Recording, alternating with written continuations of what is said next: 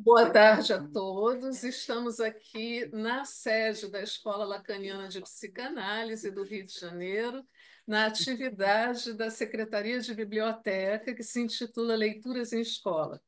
Eu sou Márcia Cirigliano, para quem não me conhece, estou na Secretaria de Biblioteca e essa atividade ela se destina a apresentar livros publicados por alguns membros da escola e tendo sempre comentários feitos também por algum colega da escola. Então, nesta tarde, nós vamos ter a apresentação do livro de Agostinho Ramalho, psicanalista, membro da Escola Lacaniana, e os comentários da também psicanalista da escola, Lícia Marques. Eu vou passar a palavra a eles, porque nós temos convidados aqui ilustres nessa plateia aqui da escola, da sede, e temos a transmissão online também, onde as pessoas vão ficar também com a possibilidade de fazer perguntas e de interagir aqui conosco. Então, com vocês, Agostinho Ramalho e Lícia Marques. Vamos lá. Mas já que eu falo, né? Depois, né? Sim. Acho que não sentaram. Bem, vocês apresentam os convidados. Estão aqui. Sim, ali. Bate-papo. Eu acho que vai ter que ser assim, aí depois puxa mais para ti quando tu for falar. Tá, quer começar? E aí depois eu. Boa tarde, boa tarde a todos aqueles que estão aqui, me dando este grande prazer. Boa tarde também a quem está assistindo aqui online. Então, é um prazer muito grande estar aqui na sede da Escola Lacaniana de Psicanálise do Rio de Janeiro, para falar um pouco deste meu livro, que é o último que eu lancei, cujo título é Psicanálise e Direito Atravessados pela Literatura. Esse livro tem toda uma história, e essa história começa pela capa, por esta belíssima capa que dá para ver quem está daí. E o artista plástico, que é o autor desta pintura, que é um quadro que eu e a Beth temos em casa, em São Luís, e o Cláudio Costa, que é o autor da capa, está aqui, e eu vou, se ele quiser dizer alguma coisa, eu vou passar para ele. Pode vir aqui. Veio do Maranhão. Ele veio do Maranhão para este lançamento. Está aqui Cláudio Costa ao meu lado. É um prazer, muito obrigado estar aqui, os convites.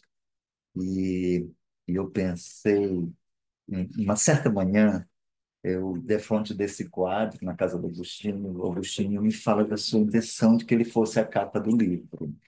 E eu fiquei muito eufórico e muito feliz, né, de estar na bela companhia aqui. E aí eu comecei a falar muita coisa do que era aquele quadro. Esse quadro tinha uns 20 anos já, então já era de um processo antigo que eu já tinha experimentado. E aí ele botou a mão no peito. Filho, você consegue escrever isso para mim? Tá. Fui lá, escrevi, voltei para casa, escrevi e mandei para ele. E o que eu falei para ele foi mais ou menos isso aqui, ó, que eu não sei se é um poema, o que que é. Tá pra cá. Eu nominei de A Cantoria das Cantarias. A pedra pesada flutua com inscrições de uma escrita indecifrável, plaina no universo, na massa escura e translúcida das milhas que nos separam. Massa de um universo sem qualquer lucidez. Pedra que passo a vida gravando. Pedra que passo a vida gravando. Sou constituído desses sintomas inscritos que me impõem situação conflitante, me dimensionando na escuridão de um espaço entre o meu indecifrável sintoma e o do outro. Obrigado. Muito bem, muito bem. Então, aí temos aqui o prazer de ter a presença do artista, autor da capa. Pois bem, eu vou ser bem rápido, porque nós já estamos com um pouco atrasado. Este livro ele tem toda uma história que começa muito antes dele, porque esse livro, na verdade, ele reúne os 11 artigos que eu apresentei em Curitiba, no núcleo de pós-graduação, no núcleo de Direito e Psicanálise do programa de pós-graduação em Direito da Universidade Federal do Paraná, durante vários anos.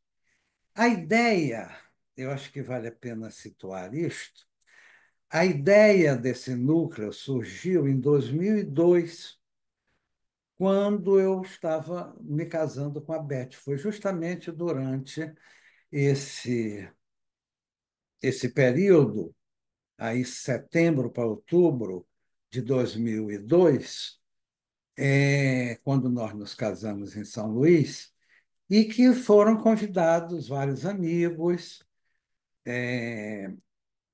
alguns professores, outros psicanalistas, alguns foram como padrinho do casamento, enfim, foram várias pessoas convidadas Não esquece e, a dona Teté, tá? e vários deles são trabalhavam já de alguma forma nessa interlocução. A Beth está me dizendo ali, não esquece da dona Teté. Realmente, a dona Teté, com seu cacuriá, ela esteve com caixas, a Juliana também tocou junto, e foi memorável, realmente, esse nosso casamento, com a presença de tanta gente interessante, de tantos acontecimentos bons. Pois bem, aí nessa ocasião, nós fizemos um encontro, assim, direito e psicanálise, que já tinha havido vários outros encontros. Não dá para resgatar a história, porque ela já é meio longa, não é? Essa ideia de direito e psicanálise, talvez um dos pioneiros, ou o pioneiro no Brasil, tenha sido Bento Prado Júnior. Isso lá pela década de 80 ainda. E hoje um período em que o professor Luiz Alberto Vará, um grande amigo, um grande filósofo do direito, ele, a gente teve a ideia, não é, de fazer um lançamento, fazer esse acontecimento, e aí foi feito um encontro de direito e psicanálise em São Luís, foi sobre Crime e Castigo de Dostoiévski. Houve várias apresentações, mas por exemplo, as notas que eu recolhi para o meu trabalho ainda estão lá no computador, eu atualizei algumas coisas, mas nunca foram publicadas. No ano seguinte, foi um hiato. Em 2004, houve o que realmente acabou sendo o primeiro encontro, que foi sobre 1984, de George Orwell, que foi feito em Curitiba. Esse já foi feito lá no Paraná. Foi um encontro muito interessante, mas também dessa vez não saiu o livro. No outro ano, o encontro foi sobre o estrangeiro, de Albert Camus. Aí saiu o primeiro livro. A partir daí, foram 12 ou 13 anos, foram 14 anos. A partir daí, todo ano havia um encontro de direito e psicanálise, chamava Jornadas de Direito e Psicanálise, do programa de pós-graduação em Direito, lá da UFPR, e todo ano havia um encontro e sempre saía um livro no ano seguinte. Quando começava o encontro, já era com o lançamento do livro do encontro anterior. Saíram todos os livros até o último. O último encontro que houve foi em 2017, e o livro foi o ensaio sobre a cegueira, do José Saramago. Mas aí entrou o governo Temer. E aí o MEC achou que seria, digamos, um desperdício, um luxo, não é? Uma coisa, vamos dizer assim, supérflua. Esse tipo de encontro, porque esse encontro era internacional. Vinham pessoas de vários países, vinha gente da Europa, da Argentina, de vários países, e do Brasil, de vários estados, mas eles acharam que era uma coisa onerosa demais e cancelaram o encontro. De modo que não houve mais, mas nos resta recordar, trazer as evocações do que esse encontro significou, entre os quais a nossa produção. E neste livro eu reúno os 11 trabalhos que eu apresentei. Infelizmente, porque eu estava pensando em fazer um lançamento hoje, aqui na escola. Mas o que acontece é a editora, inclusive é uma grande editora, uma das editoras tradicionais no campo do direito, que é a LTR, que ela é especialista em livros na área do direito do trabalho, principalmente. Mas acontece que a editora faliu e não tem mais exemplares. Ainda existem na estante virtual, no Kindle, não é isso? Ou no Amazon, não sei bem, você pode ler. Para mim, isso não é nem livro. Livro aqui é esse, não é? Então, quer dizer, na rede da internet, eu não tenho livro nenhum. O livro, na minha cabeça, o livro que eu tenho é esse aqui e os anteriores, mas todos eles assim, em papel, que a gente pode cheirar, olhar, anotar, manusear, não é? Isso aqui é livro. Então, eu reuni aqui nesse livro 11 textos.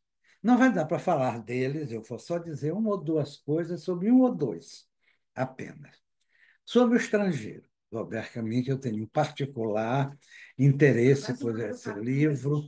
Eu já dei vários cursos, mais de 10, com certeza, sobre o estrangeiro nos últimos 30 anos, e em vários lugares, escolas de psicanálise, para magistrados, para promotores de justiça, em universidades.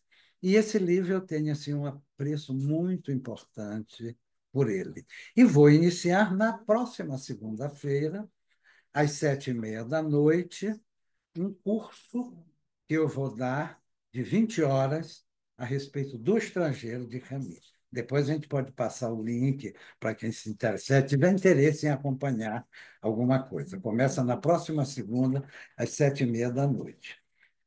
Em relação ao estrangeiro de Camus, o que eu poderia dizer, só para pegar um pouco, puxar um pouco um fio aqui, e de olho na hora. Meursault, que é, digamos assim, o herói ou anti-herói de O Estrangeiro, ele mata um árabe na praia, e a cena é uma descrição extraordinária. É uma página literária que você vê e, ao mesmo tempo, você vê a cena como se estivesse vendo um filme, aquele sol inclemente, aqueles raios, aquelas chuvas de fogo, como ele diz. Num dado momento, o Meursault crispa o corpo, o dedo que estava num revólver que chegou às mãos dele por circunstâncias que não vale mencionar aqui, ele crispa o corpo e atinge e mata o árabe adiante. E ele vai ser julgado. Logo no começo, o advogado dativo, porque o Meursault é um sujeito, digamos, estranho. Aliás, quem não é? Ele é um sujeito estranho e ele se caracteriza por uma espécie de indiferença. Eu preferiria dizer por uma espécie de indiferenciação. Porque para certas coisas ele não é nada indiferente. Quando ele está tomando banhos de mar e sentindo a água no corpo, ele não é nada indiferente. Quando ele tem a sua namorada Marie nos seus braços, ele não é nada indiferente. Mas para outras coisas, ele vai ali, digamos, vivendo existencialmente, sem maiores preocupações com o futuro. E o começo do livro, eu me lembro até hoje da primeira vez que eu li, é um impacto logo, não é? Ontem minha mãe morreu, ou talvez tenha sido hoje. Não sei bem. Recebi um telegrama do asilo. Sua mãe morreu, senti os pêsames. Isso não quer dizer nada. Esse isso não quer dizer nada vai atravessando o livro, é uma expressão que se repete ao longo do livro. E o Merceau chega ao velório, assiste ao velório, chega até a cochilar um pouco. O porteiro lhe oferece um café, e ele toma e fuma um cigarro com o porteiro, não chora. E aí, quando começa o julgamento, quando ele tem o primeiro encontro com o advogado, dativo, né, como eu coloquei, o advogado disse assim: eu soube que andaram vasculhando o seu passado e descobriram que você recentemente deu mostras de insensibilidade no enterro da sua mãe. E eu preciso ter um bom argumento para rebater isto. E o Merceau diz: mas o que isso tem a ver com o meu caso? O advogado diz: vê-se logo que você não conhece a justiça de perto. Hum? Se você conhecesse, você veria logo que não chorar no enterro da mãe e responder um processo penal tem a mais íntima das vinculações, dependendo do imaginário jurídico que seja posto em jogo. O certo é que ele vai para o julgamento e não se fala de outra coisa a não ser da insensibilidade que ele teve no enterro da sua mãe. Então, ele acaba sendo condenado não pelo assassinato que cometeu, mas, digamos, porque não chorou no enterro da mãe. Camus escreveu um prefácio, porque é de 1942, o livro Estrangeiro. Para uma edição de 1955, Camus escreveu um prefácio em que ele diz assim: o herói do meu livro é executado, porque ele é condenado e condenado à morte. É executado nem propriamente porque não chorou no enterro da mãe.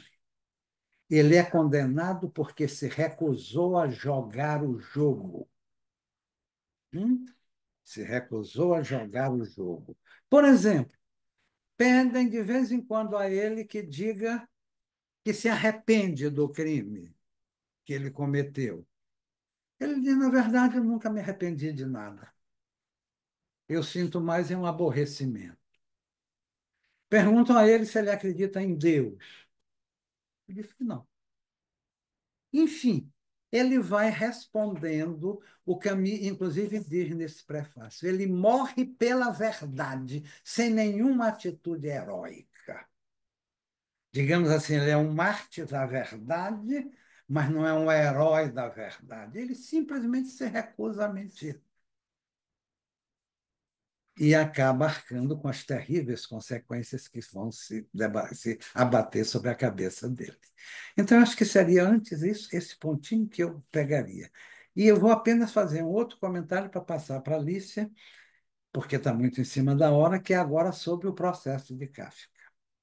Duas cenas. Uma é quando ele vai, ele é chamado para uma das audiências, que nunca se sabe se vai ter audiência ou se não vai, onde fica, enfim, é a justiça absurda, né? A justiça absurda kafkiana, que é diferente da justiça absurda camisiana. Digamos, são espécies diferentes de absurdo, né? O que está ali. Então, Joseph K. acorda um dia e aí tem, se não me engano, dois ou três inspetores, agentes policiais, ou que por tais se passavam, porque nunca se sabe exatamente quem é quem, que comunicaram a ele que ele estava detido. Ele diz: mas por quê? Aí um lá, num determinado momento, este ponto é que eu quero pegar, Ele diz assim: são coisas que estão na lei. E Joseph K. diz: essa lei eu não conheço e lhes garanto que sou inocente. Aí um dos inspetores olha para o outro e diz assim: viu aí, Villain? Ele diz que não conhece a lei e, mesmo assim, afirma que é inocente. Esse é um ponto crucial para se pegar, para quem quer pensar as coisas. Ele diz que não conhece a lei e, mesmo assim, afirma que é inocente. Nós sabemos que, por exemplo, no nosso sistema, no sistema dos Estados democráticos de direito, a presunção de inocência é uma conquista civilizacional, é um ponto de partida. Não é que você deva ser considerado como se você fosse inocente. Não, você é inocente. É diferente de ser considerado como se fosse, que já é admitida a hipótese de não ser, e simplesmente de dizer você é inocente. Para a lei, todos nós somos inocentes de saída. Qualquer acusação que nos façam, é o acusador que tem que arcar com o ônus da prova. Se me acusam de um determinado delito, é o acusador que tem que provar que eu cometi esse delito. Não sou eu propriamente que vou provar minha inocência. Na verdade, a inocência você não prova propriamente, porque a inocência é um dado inicial, é uma condição de saída. Você pode até provar que você não cometeu aquilo de que você é acusado. Aí, nesse aspecto, se usa a palavra que é inocente, né? Mas o sujeito é inocente de saída. Então, é, o Joseph K. Um outro ponto. Um era esse. Ele diz que não conhece a lei e, mesmo assim, afirma que é inocente. E um outro ponto é quando ele vai para uma dessas audiências, ele chega, meio por acaso, num quarto, um prédio esquisito, num quarto onde mora um pintor chamado Titorelli. E aí, de repente, o Joseph K. fica olhando uns quadros que estavam lá, na parede do Titorelli, e ele diz assim: a deusa da justiça cada vez mais se parecia com a deusa da caça. E eu peguei esse fragmento, e trabalho um pouco com ele no texto, porque, veja bem, a deusa da justiça parecia cada vez mais com a deusa da caça. Né? É uma coisa que só alguém da genialidade de um Kafka pode pegar de uma maneira tão precisa e tão condensada. Que isso é algo que em psicanálise a gente diz que é uma espécie de condensação. Né? Ele faz aí uma condensação, é uma metáfora, né? Que é o do campo da condensação, e ele condensa as duas. A deusa da justiça parecia mais naquele momento com a deusa da caça. E Joseph K. passa o tempo todo querendo saber do que é acusado. Na verdade, nenhuma acusação formal é lançada contra ele. E o processo se desenvolve todo mostrando o absurdo de uma sociedade dominada por uma burocracia, por uma tecnocracia, por alguma coisa que esmaga o sujeito. Você está o tempo todo tendo que dar satisfações e prestar contas a uma instância qualquer, um tribunal, ou seja lá o que for. E o último que eu vou colocar aqui, uma, uma pequena observação, é aqui. Bom, sobre Antígona eu nem vou falar. Eu, inclusive, já dei aqui na escola, faz vários anos, eu dei um seminário sobre Antígona, que durou uns 3 anos aqui na escola.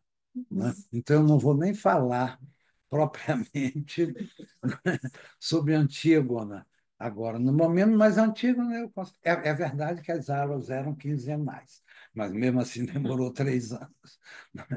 É, Antígona, eu considero que ela é o mito da origem da ética. Em síntese, é isso. Antígona é um mito grego, nem grego, é um mito até anterior aos gregos, mas que Sófocles, na sua magistral peça Antígona, ele vai situar numa espécie de trilogia.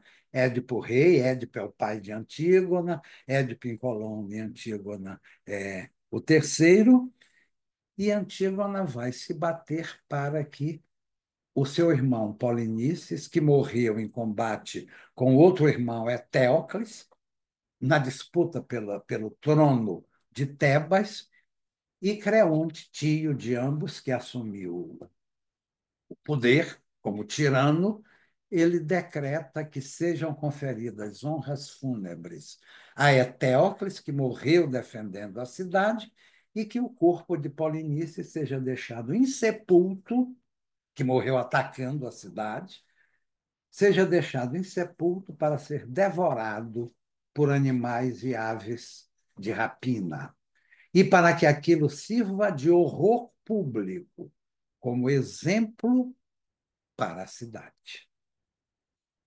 E Antígona, e sob pena de morte a quem quisesse prestar qualquer honra fúnebre ao cadáver de Polinice.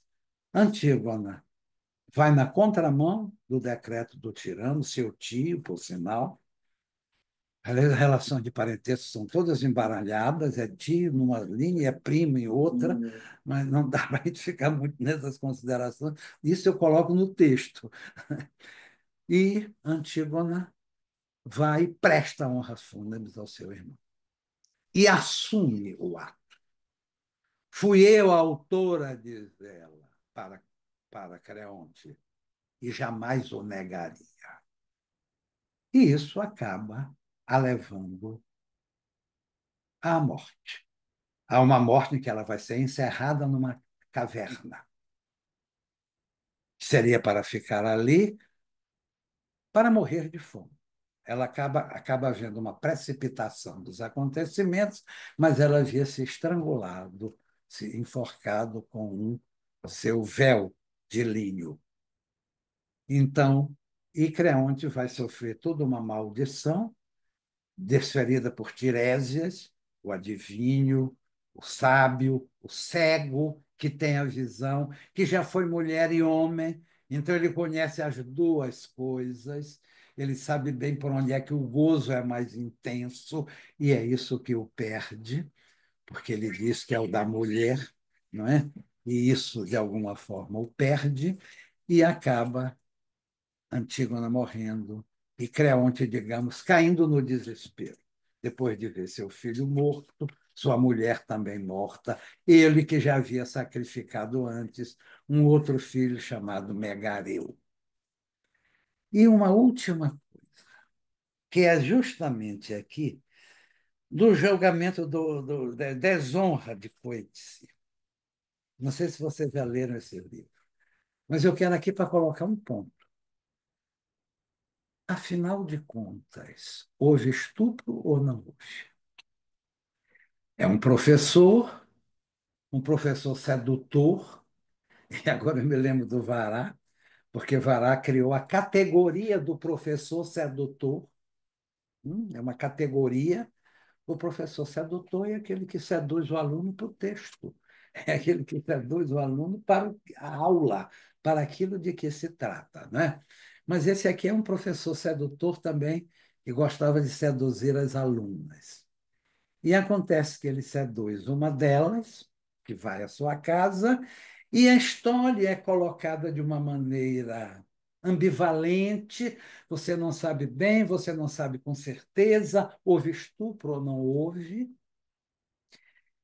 Ele força um pouco a barra, digamos, mas ela cede. Ora, esse jogo de forçar um pouquinho e ceder é tão antigo quanto a humanidade, pelo menos a humanidade dita civilizada, né? Que não vai mais feito com porrete atrás para derrubar a mulher e possuí-la no ato. Então fica aquela questão: é estupro ou não é? É sedução? O que que houve? E eu, quando fiz a apresentação, porque eu coloco justamente como é tênue a linha que separa a sedução do estupro? A partir de qual momento é estupro? Depois que mudaram a lei do estupro, do tempo que eu fiz direito era uma outra coisa muito diferente, tinha que ser homem, mulher, não é? Com o uso de violência ou grave ameaça ou coisa semelhante. Mas como mudaram, hoje você, por exemplo, dá um beijo mais ou menos forçado numa moça que está no elevador com você, você pode ser condenado por estupro depois. Isso não caracterizaria um estupro de acordo com a teoria, digamos, tradicional do direito. E eu deixei essa questão meio no ar. Um professor espanhol que estava lá, eu não me lembro mais o nome dele, ficou super indignado e meio que protestou, porque para ele o simples fato de ele ser um professor e ela ser uma aluna já caracterizaria um estupro. E eu fiquei aqui comigo, caramba, né? Se é assim, eu sou estuprador no passado de várias, porque eu já tive alunas que foram namoradas, né? Ex-alunas, até alunas presentes. Então, eu digo assim, nesse caso seria eu também aqui. Mas a questão era essa. Há, dizia ele, uma relação hierárquica. Ele é professor e ela é aluna. Então, essa relação hierárquica, se rompida, caracteriza o estupro. Isso você sabe que na justiça americana acontece também quando é a mulher que seduz o aluno, não é?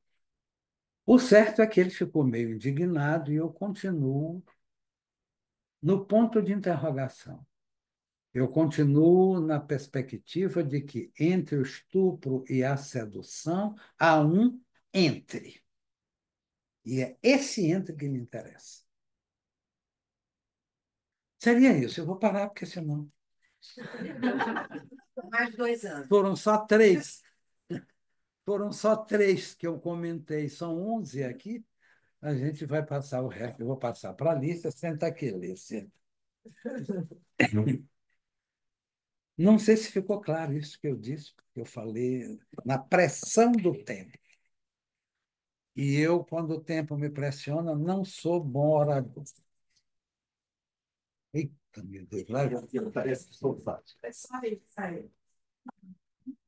Lá não mudou nada no estudo, né? Já cometi aqui uma.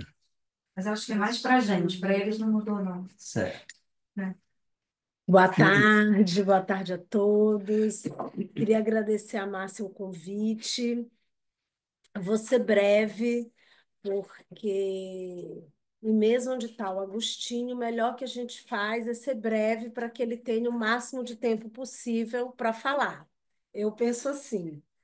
E eu acho que você pode retomar depois esse ponto, que me parece um ponto delicado, sensível e importante, sem essa pressão do tempo. Eu vou ser muito breve. Eu vou falar aqui enquanto uma pessoa que, durante um certo tempo, sustentou a conexão Direito e Psicanálise aqui da Escola Lacaniana, que foi iniciada pela Beth e pelo Agostinho em 2010. O Alexandre me relembrou agora, então já tem bastante tempo. Funcionou durante cerca de 13 anos, mais ou menos. Tem 2 anos que não acontece. Obrigada. Mas, enfim, tem a ver com a apresentação do livro hoje na biblioteca. Quero aproveitar para falar, já que o tema, como disse a Márcia, é a apresentação de livros que membros da escola escreveram, né, fizeram. Tem, além desse que o Agostinho mencionou, que é o tema do encontro de hoje, a biblioteca da escola tem esse outro aqui, também do Agostinho, a título de informação.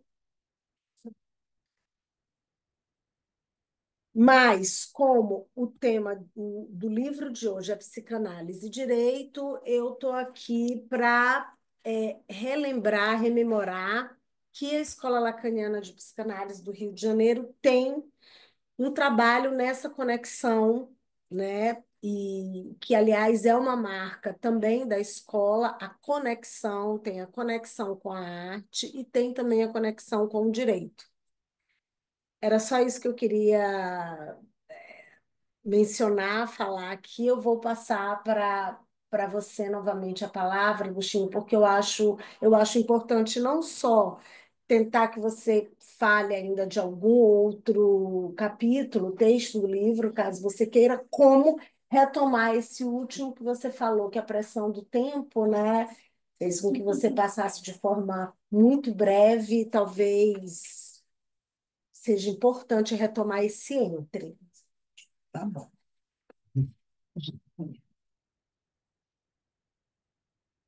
Por falar nesse entre, deixa eu ver se eu sei. Oi, tudo bem? Por falar neste entre, vou ver se dá para confiar aqui na memória, se eu me lembro de cor. É uma coisa que não é muito grande. É um saudoso amigo, uma das pessoas mais inteligentes que eu já conheci na vida, chamado Guy van de Beek. Ele é cineasta, matemático, filósofo. Ele reunia uma série de coisas, né? E tem um texto em que ele fala sobre o entre. E há um momento em que ele diz o seguinte: entre o mortal, entre o mortal e o mundo, há sempre apenas e enormemente o entre. E esse entre é tudo, e ao mesmo tempo nada. Eu vou repetir porque é uma coisa que eu acho fantástico, não é? Entre o homem e o mundo, há sempre apenas e enormemente o entre. E esse entre é tudo e, ao mesmo tempo, nada. Eu me sinto mais ou menos aí nessa posição em relação a essa questão, porque eu vou retomar a questão de novo do estudo. Uma vez, eu acho que foi a Beth que veio dar uma palestra aqui na escola, ou eu, não me lembro mais. O certo é que era sobre a questão do incesto, era ela, sobre a questão do incesto. E aí eu tinha conversado com ela antes, não é? E ela falou, o crime do incesto e tal. Eu disse assim, olha, o incesto não é crime. Né? Aí, bom, eu chego aqui na escola, tem mais ou menos uma quantidade de pessoas assim como essa que tem hoje aqui, e o incesto não é crime. Aí chega, eu vou ouvir aquela. Mas só que onde eu falei no Brasil, era um espanto total. Pois é. Até hoje, a Vael ainda me pergunta se eu tenho certeza. Pois é. Talvez só no curso. Você quer falar? Claro, vem. Porque eu estou pegando aqui uma coisa de uma palestra tua que foi.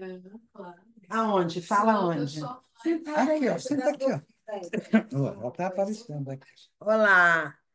Na verdade, essa palestra, o nome dela era Sempre Foi Assim, que é uma questão articulada lá no Pará, né? Que umas crianças, uma tinha 15 anos, o pai tinha transado com todas.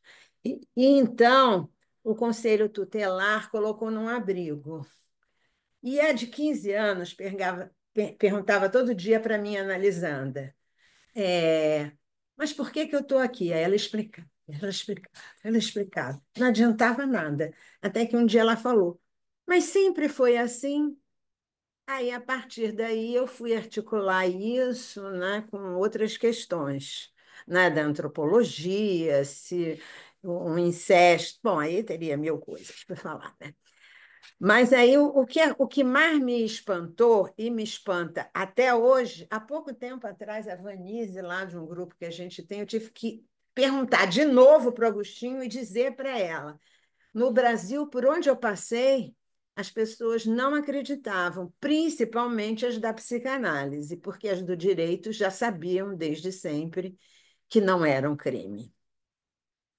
E por quê, não é? Por que será que o incesto não é crime?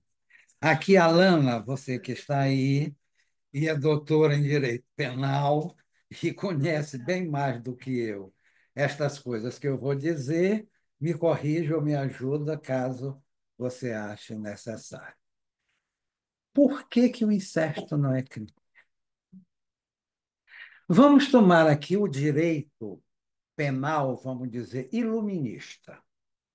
O direito penal a partir da idade da razão, vamos dizer assim, aí do século XVII, XVIII, principalmente, XIX para cá. Mas já no século XVII se vê um alvorecer disso, principalmente em Hobbes.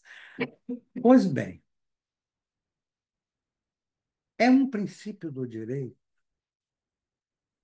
contemporâneo, aqui já nem só moderno, que haja liberdade para as pessoas que são livres e, digamos assim, capazes de exercer essa liberdade. Aí, capazes implica questão de idade, se é menor de idade ou se é maior, tem questões da questão psíquica, se trata de um louco, como o antigo Código Civil dizia, os loucos de todo o gênero. Os loucos de todo o gênero, você pode fazer assim, um globo na humanidade inteira, estão aí os loucos de todo o gênero. Todos os gêneros de loucura. E as loucuras de todos os gêneros estão, de alguma forma, ali. É claro que eu estou usando o termo loucura num sentido não técnico. Não estou falando de psicose propriamente, eu estou falando do sentido assim habitual do termo. Ora, se o sujeito, vamos supor um pai e uma filha, que é o tipo mais comum de incesto. Se ambos são maiores de idade, mas já dá até para supor que seja, né? Embora não necessariamente, pode ser pai com 14, 15 anos de idade, mas tudo bem. Se ambos são maiores de idade, então, por esse princípio que eu enunciei, são ambos livres para ter a vida sexual da maneira que melhor lhes aprover. Contanto que isso não implique em dano à ordem jurídica, o chamado ultraje público ao pudor e outras coisas do gênero, e que não implique em dano a outra pessoa. Embora alguns danos são consentidos na perspectiva, por exemplo, do sadomasoquismo. No sadomasoquismo, há práticas que podem ser lesivas e que são consensuais. E que aí o nosso sistema supõe que, tratando-se de duas pessoas maiores, adultas, capazes, isso é uma questão entre os dois. É uma questão entre paredes, a sociedade não tem nada a ver com isso. Mas então agora, tá. Mas então agora eu tô pensando aqui, na verdade, é pouquíssimo provável que uma relação incestuosa entre um pai e uma filha tenha começado a partir da maioridade dessa filha. Ah, não, eu estou aqui pressupondo que comece aí, Mas, porque é claro que no que tem antes é crime. pois é, mas É crime. mas aí, sem, Mas não é crime de incesto, é crime de de estupro. estupro. Mas aí dá para entender por que que todo mundo supõe que deveria ser crime de toda maneira. Isso. Porque, de novo, uma criatura que pôs a outra no mundo, que convive com ela desde que nasceu, desde criança. Só aos 18 anos, então, eles se namoraram, né? Só aos 18 anos surgiu alguma coisa entre eles. Isso é muito, mas é muito pouco provável. Sim, tudo bem. Submissão. E aí, a partir dessa ínfima probabilidade, poderia-se supor que então devesse sim ser crime, porque, de novo, convivem desde que a filha é criança, nasceu. Mas o crime não é o incesto. O crime é a prática libidinosa, é o estupro, entende? Pois é, mas no incesto, né, essa prática, mais uma vez, é uma polêmica. Isso. Vê se tem pergunta no chat, algum comentário. O Quer pessoal colocar pode interagir. É só que dessa diferença, se qualquer outra pessoa, se fosse menor, vai ser estupro. Sim. O fato de ser incesto Fala mais não alto, vai- fala aqui, Alana. A gente fica trocando. Dança da cadeira. Quem diria que a questão do crime de incesto, que não é crime, seria o ponto principal hoje aqui? Quem diria? Eu falei aqui. Eu falei aí a questão do incesto, que não é o fato de ser, não é o incesto que é o crime, porque se fosse uma outra pessoa, seria estupro. Então, independentemente de quem é que está na da vítima, seria estupro. Então, e aí o que choca é justamente isso, como assim que o incesto não é crime, né? Poderia ser se fosse tipificado. E daí a gente entra nas garantias do direito penal da modernidade, E do aí, direito penal do limite, foi por isso que eu coloquei a que modernidade no que, início. na verdade, o direito penal surge para colocar limite ao poder punitivo do Estado. Isso é essencial. Então, mesmo quando cria um crime, que a gente chama de tipo penal, isso é já um limite. O próprio conceito jurídico de crime já é um limite. Então, a gente sabe, todo mundo, na verdade, assim, como se a gente soubesse que nós só seremos punidos se praticarmos uma conduta, não uma conduta que a partir de um conceito sociológico de crime, de dano social, mas a partir de um conceito jurídico. E daí tem diversos elementos que caracterizam esse conceito jurídico. Um deles é a tipicidade, da antitipicidade, culpabilidade. Então, isso tudo é limite, né? Então, ao mesmo tempo que o direito penal ele a resposta é muito violenta do Estado, porque é a aplicação de uma pena, né? Ele é importante porque se não limitar o poder punitivo do Estado, eu acho que qualquer poder, né, tende a ser limitado, né? Se não houver um limite. Aí o Então, velho Hobbes foi no alvo, foi na mosca. tanto que o Ferraioli, que é um teórico italiano, que é considerado o pai do garantismo penal, por que que ele não é abolicionista, né? Ele é contra as teorias abolicionistas que pretendem pôr fim ao sistema penal e ao direito penal, porque ele diz que alguém vai exercer o poder. Então, e o poder tende a ser ilimitado, então é melhor que seja o Estado. E que aí haja o quê? Uma Constituição Federal que traga garantias e que, sendo aplicada, que também não necessariamente os juízes aplicam o direito penal a partir de né, de uma aplicação constitucional, que seria garantista. Na verdade, até a palavra garantista sofre críticas de todos os lados, de abolicionistas e de punitivistas, né? Mas ele diz que é importante que exista um Estado, sim, e que exista o direito penal, porque é a partir daí que se vai poder limitar, ou que se poderia limitar esse poder punitivo do Estado. Então, na verdade, é só isso. E o direito penal, Alana, se restringe ao mínimo, Exato. não é? Ao mínimo. Quer dizer, aquilo que deva ser juridicamente punível deve ser um mínimo de conduta. Seria o necessário. Aí para ele, o direito penal, né, para o Ferraioli, a função da pena é justamente evitar as vinganças privadas, né? Que as pessoas façam justiça pelas próprias mãos. E aí essa é a função que ele atribui. Então, ele é minimalista, então seria o mínimo necessário para fazer com que se previna justamente essa vingança privada. Perfeito. É isso. Felipe, vem aqui, Felipe, é melhor. Oi, oi, oi. É uma pergunta, Oi, Agostinho, Felipe. e para a doutora em Direito Penal, Alana, né? Isso. Quando é uma linha tênue, quando que uma interdição vira lei e quando que a transgressão de uma interdição vira crime também. Eu acho que a psicanálise articula nisso, né? Porque quando a gente fala do incesto, a gente está falando da interdição e do, assim, o que a gente entende, né, do recalcamento, do parricídio, né? Então, dos desejos recalcados, né, de morte das figuras parentais, e não só ou sexuais também, né? Então, disso que é primitivo e que é interdito a nível de inconsciente, né?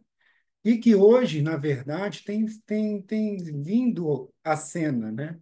A última novela, agora que está na novela das 9, agora Mania de Você, mostra uma relação entre dois meios-irmãos, né? Seus personagens principais. Tem um filme também de 2009, do começo ao fim, que mostra também uma relação amorosa entre dois meios-irmãos também, enfim, no cinema, no filme brasileiro. Enfim, então me veio essa pergunta, né? Que linha tênue é essa? O que do interdito à lei e da sua transgressão a ser tipificada como um crime. Enfim, não sei o que vocês podem elaborar sobre isso. É isso, obrigado. Uhum. Também. De alguma maneira, Felipe, eu considero o seguinte: o interdito, vamos colocar até que talvez aqui um I maiúsculo, o interdito é a lei. A lei também com L maiúsculo, a lei ética, a lei da castração, a lei simbólica. Esse é o grande interdito. Ora, só é possível interdito onde é possível transgressão, né? Também só é possível qualquer proibição onde for possível descumprir essa proibição. Só é possível uma norma proibindo um crime onde é possível a existência concreta desse crime. Então, é todo um conjunto de interditos, inclusive interditos de ordem social, moral, etc.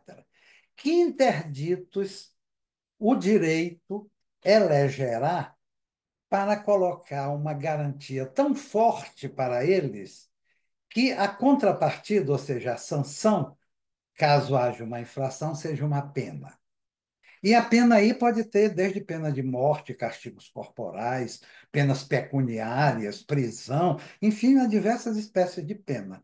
Mas que grau, digamos assim, de prejuízo social seria necessário para que o interdito viesse a ser acolhido como crime pelo direito penal, ou seja, tipificado como crime? Isso é uma questão prudencial que vai ser resolvida a cada sociedade em cada momento histórico. Proteção de bens jurídicos. Conforme os bens jurídicos, a valorização dos bens jurídicos, não é? E a proteção de bens jurídicos mais valiosos, a vida, por exemplo, não é? É uma coisa.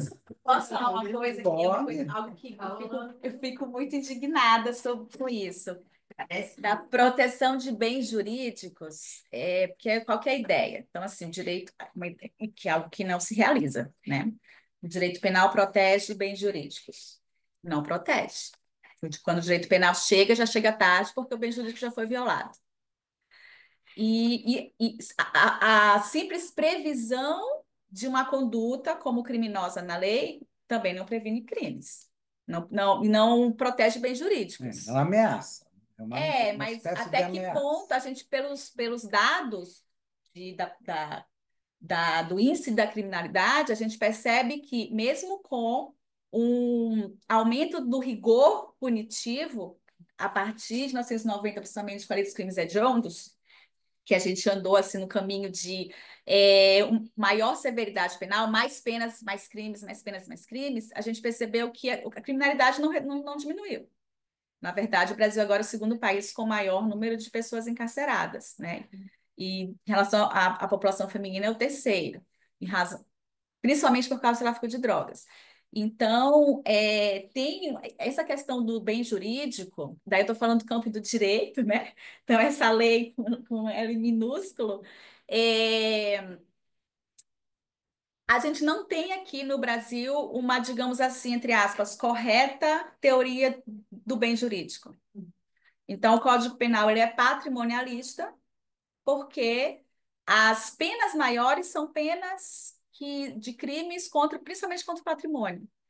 E daí o que me choca, e aí que eu vou falar para vocês, não sei se vocês vão ficar chocados também, um exemplo assim de como que não existe aí uma adequada teoria do bem jurídico, que isso faz com que a própria criação dos crimes no Código Penal e a previsão das penas seja, digamos assim, feita pelo legislativo, certo? Pensando assim, qual o bem jurídico que a gente quer proteger? Vida, dignidade sexual. Então, quanto maior a pena, significa que mais grave a conduta e mais valioso é o bem jurídico. Mas, e aí é o meu exemplo, o furto qualificado, ele tem a mesma pena do crime de tortura. Vejam, furto é uma subtração de uma coisa alheia, móvel, praticada sem qualquer violência. Pena de 2 a 8 anos se for furto qualificado. Então, digamos, duas pessoas, né, com autoria, furtam um carro, furtam um notebook, furtam um celular, já é um furto qualificado. Que a pena mínima e máxima prevista em lei já é o dobro da pena do furto praticado por uma pessoa só. Então, assim, não há nenhuma violência, nenhuma. E é a mesma pena prevista para o crime de tortura. Tortura. Então, vejam como a gente tem, de fato, um Código Penal que ele é para proteger o patrimônio, assim como era o Código Civil, como é o Código Civil, né?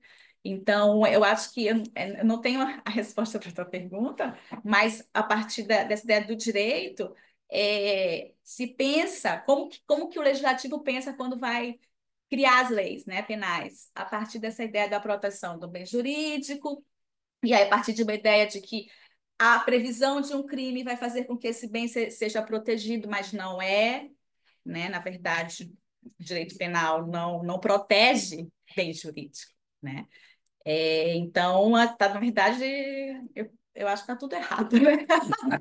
O direito não consegue resolver nada. Uma última coisa que eu queria colocar, só para encerrar, porque nós já estamos entrando na hora do próximo evento. Freud fala de criminosos por sentimento de culpa. Eu tenho até um artigo escrito e publicado sobre essa temática. Que o sujeito comete o crime. É claro que se dá, as determinações disso são geralmente inconscientes, não é? Ele não sabe propriamente disso, mas ele comete o crime para provocar a punição. É parecido com aquela criança que chora, chora, chora até levar umas palmadas. Aí fica um anjo. Não é? Há uma passagem que, inclusive, o Freud cita em Rousseau, um tempo em que ele morou com uma nobre, não sei se uma duquesa ou uma condessa, que numa determinada vez deu umas palmadas nele, na bunda, né, nas nádegas. E o certo é que o Rousseau, ele conta isso nas Confissões. O certo é que o Rousseau logo, logo achou um jeito de fazer, digamos assim, malcriações para receber novas palmadas desta mulher. Então, ele fazia coisa para apanhar. Ele fazia coisa para ser castigado. Então, isso que no menino ele faz a malcriação para que a mãe ou o pai dê umas palmadas, o adulto vai cometer um crime para que o Estado venha e lhe aplique a pena. Então, esse fator, principalmente um psicanalista, não pode ignorar de maneira nenhuma. Criminosos por sentimento de culpa. E aí há um sentimento inconsciente de culpa e uma necessidade inconsciente de punição. Não é? É um desejo inconsciente e uma necessidade inconsciente. É isso. Eu acho que valeu. Como é bom iniciarmos as atividades de 2025 aprendendo tanto, né? Porque eu fiz Nossa. a Secretaria de Biblioteca quer agradecer muito a presença do Agostinho, da Alicia e também os comentários, né? A presença do Cláudio aqui, que veio a brilhantar também a apresentação, os amigos que estão aqui, né? Nós estamos com a Beth Bittencourt, com o Felipe Leme, enfim, né? A Lana também, muito obrigada por seus comentários. Tantos que estão aqui na sede da escola e que também estão conhecendo os trabalhos que nós vamos fazer esse ano, as atividades que se iniciam hoje. Então, agradeço também a presença do pessoal online e vamos ter a próxima atividade às 6h15 da tarde. Muito E eu obrigada. agradeço a presença do Danilo E também. Danilo também, claro. Muito obrigada. Eu não nomeei todos aqui, mas E do agradeço. Fernando Mendonça, Por que é outro favor. grande artista plástico, que está meio escondido ali atrás. Nós estamos com alguns visitantes ilustres aqui na Escola Lacaniana, algumas pessoas conhecendo, né? Se aproximando. Então, Mariana também, enfim. E a Onesina. O Onesi também. Bem-vindos, bem-vindos a Onesi, todos, tá né? aqui. Que todos possam se sentir aí acolhidos. E vamos seguindo neste ano com as atividades da biblioteca. Espero por vocês no mês que vem. Perfeito. Tchau, boa noite.